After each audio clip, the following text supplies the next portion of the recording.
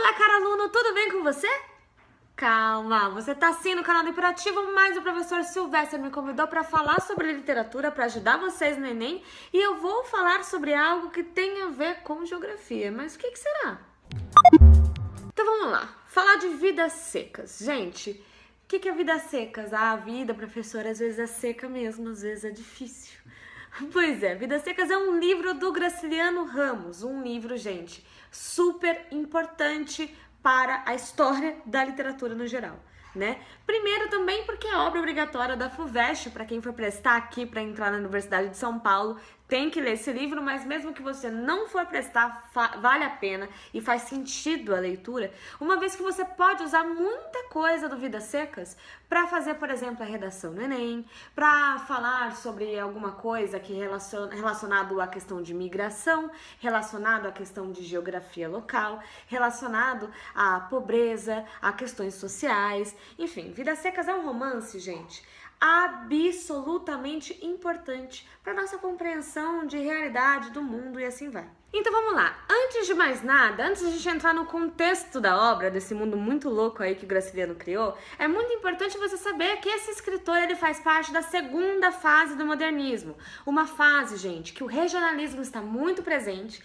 então tá fora ali do eixo Rio-São Paulo. Neste caso de Vidas Secas, a gente está falando do Nordeste brasileiro, né? Essa vida seca do nordestino, e é uma questão de migração, mas a gente já fala melhor sobre isso. Além disso, é comum dessa segunda fase do modernismo toda uma questão de contexto social.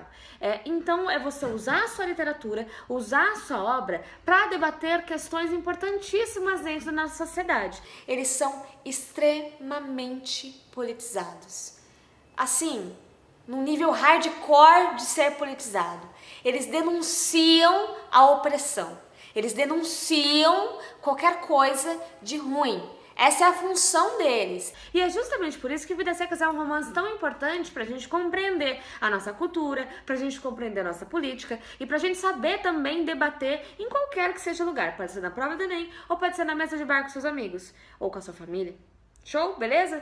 Então vamos lá. No Vidas Secas a gente é apresentado para uma família que também é tão seca quanto a obra, que é a família composta pelo pai, que é o Fabiano, assim a Vitória, que é a mulher dele, os dois filhos, que é o menino mais novo e o menino mais velho, né? Ao contrário, o menino mais velho e o menino mais novo. A cachorrinha baleia. Eles também têm um papagaio, mas na primeira página o papagaio já tem uma morte tanto quanto trágica. Por quê? Porque eles estão migrando, eles estão andando pelo Nordeste à procura de algum lugar para ficar, para morar e para trabalhar também. E é assim, a comunicação é super seca, é super falha, é tão árida, é tão seca quanto tudo o que acontece no livro. Vida seca, gente, é também a vida destes personagens. Então a comunicação é quase nula, eles falam muito pouco. E o próprio fato também de que os filhos não tenham nome, seja o menino mais velho, o menino mais novo, já mostra sobre isso, já mostra esse contexto. Então eles começam, né, andando pelo Nordeste, na seca, então você tem aí toda a concepção da família, o papagaio morre e eles têm que comer o papagaio, afinal de contas eles estão morrendo de fome. E você vai se apegando e entendendo quem é cada um, né? O Fabiano, um homem seco que por pouco ele se assemelha à secura da terra, né? Os pés dele são rachados. Então você já vai entendendo pela descrição do Graciliano, né?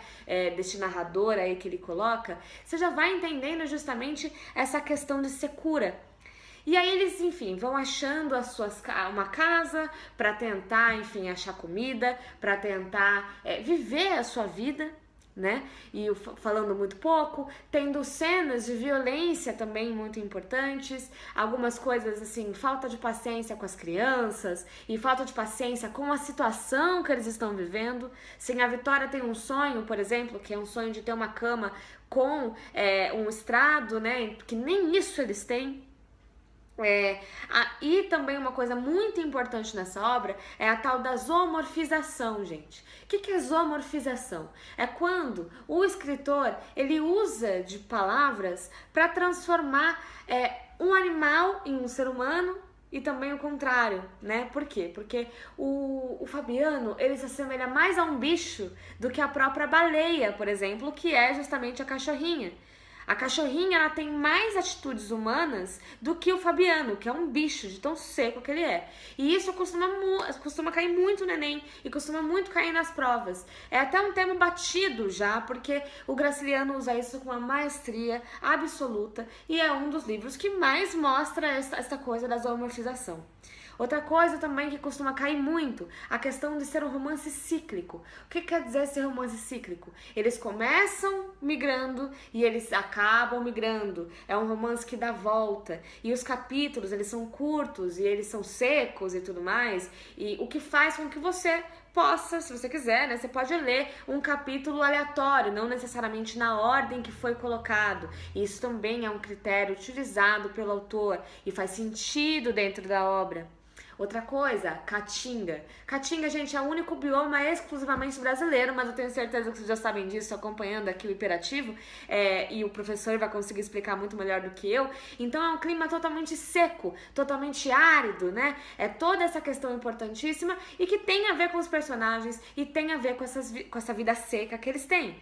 Outra coisa também, quando o Fabiano vai até a cidade, ele passa por algumas coisas com um tal de soldado amarelo e essa raiva que ele tem e essa coisa de não pertencimento, porque você vê que realmente ele é um ser que não pertence à cidade, ele não pertence e ele não... E ninguém quer fazer ele se pertencer, sabe? Não é, a sociedade também não quer. E tem algumas alegorias, tem alguns personagens neste livro que mostram exatamente a situação do cara que está migrando do Nordeste, a situação dos pobres, a situação e questões sociais e políticas. Então, com esta família aí, né, em migração, com essa família seca, com pouca comunicação, em busca de riquezas, em busca de todas essas questões aí, que você vai entendendo a situação política, que você vai entendendo o clima, que você vai entendendo questões históricas, que você vai entendendo as questões de migração. Enfim, é um livro importantíssimo para nossa literatura, não me canso de repetir, pra gente também. Ele é bem tranquilo de ler, por mais que os clássicos costumem ter este peso de ter uma linguagem um tanto quanto diferente do nosso atual, né? Não tem top, não tem crush, não tem nada, não tem essas palavrinhas aí, mas é muito, muito gostoso ainda de ler, até por ser do modernismo, né? Tá muito mais próximo da gente do que, enfim, sei lá, Iracema, livro do romantismo, né, que é um pouquinho mais pesado. Eu quis aqui dar só uma pincelada pra vocês e também pra vocês conseguirem usar a Vida Seca de alguma maneira. Eu tenho todas essas explicações lá no Valer um Livro, tanto sobre a escola literária, sobre o modernismo, quanto Vidas Secas. Tem 2 vídeos de Vidas Secas lá no Valer um Livro. Mas muito, muito obrigada pelo convite. Eu espero que vocês tenham gostado, eu espero que vocês tenham aprendido e a gente se vê nessa vida aí muito louca. E boa sorte no Enem, boa sorte no vestibular, boa sorte na vida e até o próximo vídeo. Tchau, gente! Na política, né, churros? Até outros lugares, no caso de Vidas Secas, o Nordeste brasileiro.